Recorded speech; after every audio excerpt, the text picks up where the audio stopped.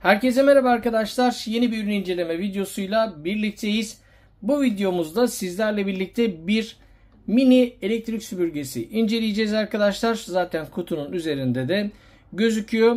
Öncelikle ürünü bize ücretsiz olarak sağladığı için Temu'ya teşekkür ederek videoma başlamak istiyorum.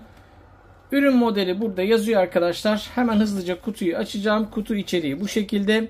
Ürünün birçok aparatı var. Yakından inceleyeceğiz. Hem evde hem de arabada kullanabileceğiniz küçük ve şarjlı bir süpürge. Boyutları sizi şaşırtmasın.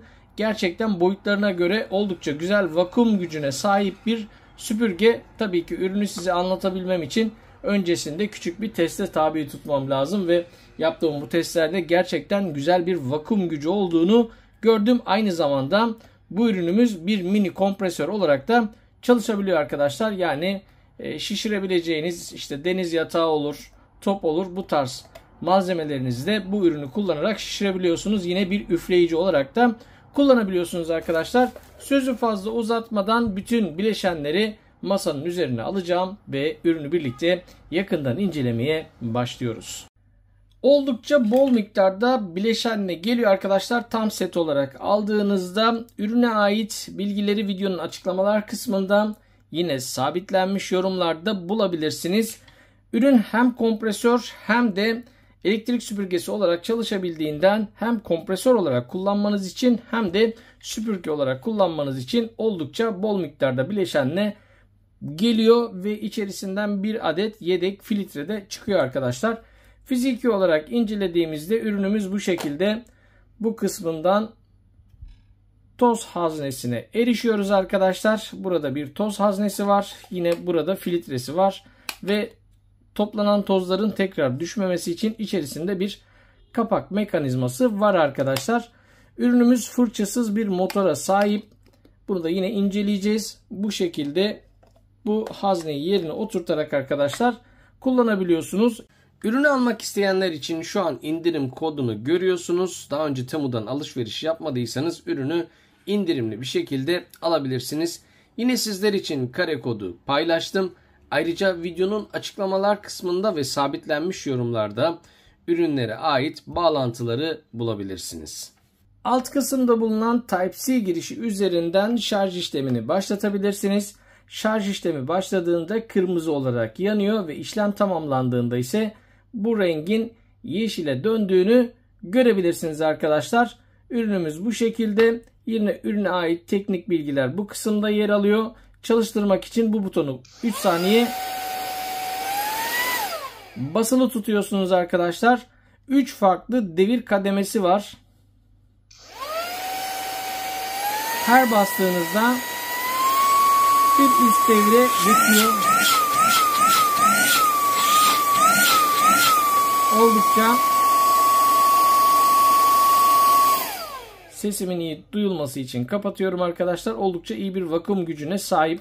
Yine burada da kullanım esnasında pil durumunu görebilirsiniz arkadaşlar. Ben daha önce şarj etmiştim ve buradaki bütün ışıklarımız yanıyor. Zayıfladığında en aşağıdaki ışığa düştüğünü görebilirsiniz. Yine cihazın arka kısmında bir hava çıkışımız var. Aynı zamanda bu kısma şu gördüğünüz nozulları ekleyerek arkadaşlar bunu bir üfleyici olarak ya da bir kompresör olarak kullanabiliyorsunuz.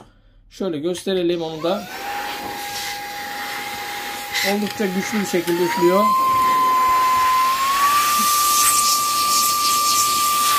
Özellikle arabalarınızdaki temizliklerde çok işinize yarayacağını düşündüğüm bir fonksiyon arkadaşlar.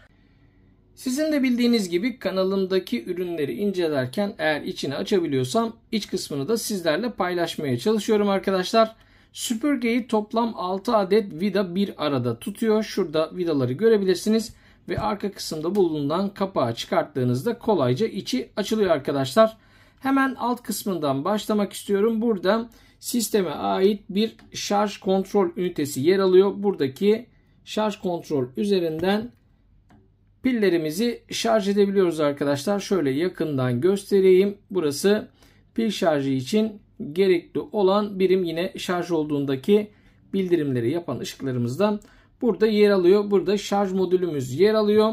Yine süpürgemiz toplamda 3 adet pille çalışıyor ve Bu tür süpürgelerde en büyük problem pillerin bitmesi durumunda arkadaşlar tamir etmesinin zor olması, ancak buradaki pilleri kolayca değiştirebilirsiniz. Yine sanıyorum şu kısmın altında da BMS devresi yer alıyor arkadaşlar. Pil bilgileri hemen burada belirtilmiş. 11.1 voltluk bir pile sahipmiş arkadaşlar. Yine şuradan sizler için pil kapasitesine de bakacağım. 2000 miliamperlik bir pil kapasitesi var. Yine bu cihazın teknik özelliklerini arkadaşlar videonun açıklamalar kısmında ve sabitlenmiş yorumlarda bulunan linke tıklayarak satış sayfası üzerinden de alabilirsiniz arkadaşlar. Bunu da bir kenara aldıktan sonra bu üründe bir fırçasız motor kullanıldığı yazıyor. Bakalım gerçekten bir fırçasız motoru var mı? Süpürgenin motoru şu an elimde arkadaşlar. Şurada bulunan plastik parçayı çıkararak süpürge motorunu daha iyi incelemeye çalışacağım. Gerçekten bir fırçasız motora sahip arkadaşlar. Burada bunu görebilirsiniz. Hemen arka kısmında hız kontrol ünitesi yani ESC'yi görebilirsiniz arkadaşlar. 100 wattlık bir motor barındırıyor iç kısmında. Burada bunu rahatça görebiliyoruz. Yine burada butonumuz var arkadaşlar. Buradaki entegre ve soketler üzerinden hız ve çalışmasını sağlıyoruz arkadaşlar. Yine burada bir led var. Geri bildirimi sağlıyor. Yine şuradaki modül arkadaşlar şöyle gösteriyorum. Arka taraftaki şarj bilgisine ait ışıkların yanmasını sağlıyor arkadaşlar. Süpürge ile ilgili ve iç yapısıyla ilgili bilgileri böylece hızlıca paylaşmış olduk. Dediğim gibi gerçekten fırçasız bir motora sahip bir süpürge, bunu rahatlıkla artık söyleyebiliriz. Süpürgenin geri toplanmasını da hızlıca göstermem gerekirse arkadaşlar, burada şöyle bir plastik parçamız var. Hemen buradaki yumuşak olan plastiğin uç kısmına yerleştiriyoruz. Olur da motorun iç kısmına büyük parçaların gelmesi durumunda içeriye girmesini engellemek için yapılmış. Yine motorumuzu hemen yerine yerleştiriyorum. Bakın şurada motorun doğru konumlanmasını sağlamak için şöyle bir yuva var. Buradaki baklava dilimin şeklindeki yere kare parçamızı oturtuyoruz. Yine arka kapağını da hemen yerli yerince yerleştiriyorum arkadaşlar. Arka kapağı doğru yerleştirebilmek için şurada bir çentik var ve kapak üzerinde de bir çentik var arkadaşlar. Bu çentik aşağı gelecek şekilde yerleştirdiğinizde kapak doğru şekilde konumlanıyor. Motor kısmının yerleştirilmesi bu kadar basit. Hemen pilimizi takıyoruz arkadaşlar. Kalın olan kablolar güç sağlayan, ince olanlar ise şarj işlemi için kullanılan kablolar. Zaten birbirinden farklı, isteseniz de hem ters hem de yanlış takamazsınız. Bu şekilde yerleştiriyoruz. Pillerimizi yine aynı pozisyonda yerine yerleştiriyorum arkadaşlar. Bu şekilde hemen şarj modülümü de olması gerektiği gibi bağlıyorum. Yine şarj modülünün alt kısmında bir çentik var ve bunu buraya yerleştirdiğimizde tek yapmamız gereken üst kapağı kapatmak arkadaşlar. İşte bu kadar kolay bir şekilde süpürgeyi gerektiğinde müdahale etmek için parçalayıp tekrar toparlayabilirsiniz. Araç içi temizlik performansıyla karşınızdayım arkadaşlar. Şu an uzun nozzle'ım ve fırçasını taktım. Şu an koltuk aralarındaki ve zemindeki tozları görebilirsiniz. Arabada çocuk olunca böyle oluyor arkadaşlar. Şu an maksimum devre çıkarttım.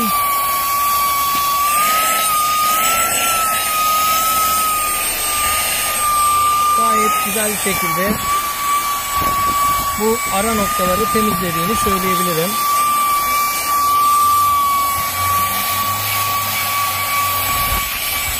Oldukça başarılı. Yine zemindeki tozları hızlı bir şekilde topluyor.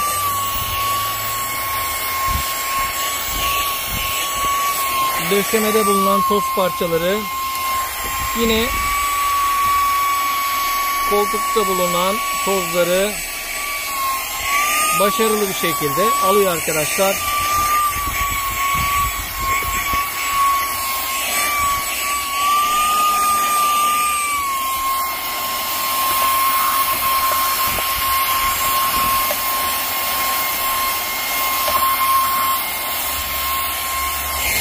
Toz toplama konusunda oldukça başarılı arkadaşlar. Gördüğünüz gibi araç içerisinde ve koltuklarda bulunan tozları başarılı bir şekilde topladık. Yine buralarda erişmesi zor noktalardaki tozlar için ise hemen üfleme fonksiyonunu kullanacağız. Bu nozulu takacağım. Yine nozulun uç kısmına ise bu gördüğünüz aparatı ekleyeceğim arkadaşlar. Şu an süpürgeyi üfleme modunda kullanıyorum ve şu an üflüyor arkadaşlar. Erişmesi zor noktadaki tozları ve diğer parçacıkları temizliyoruz.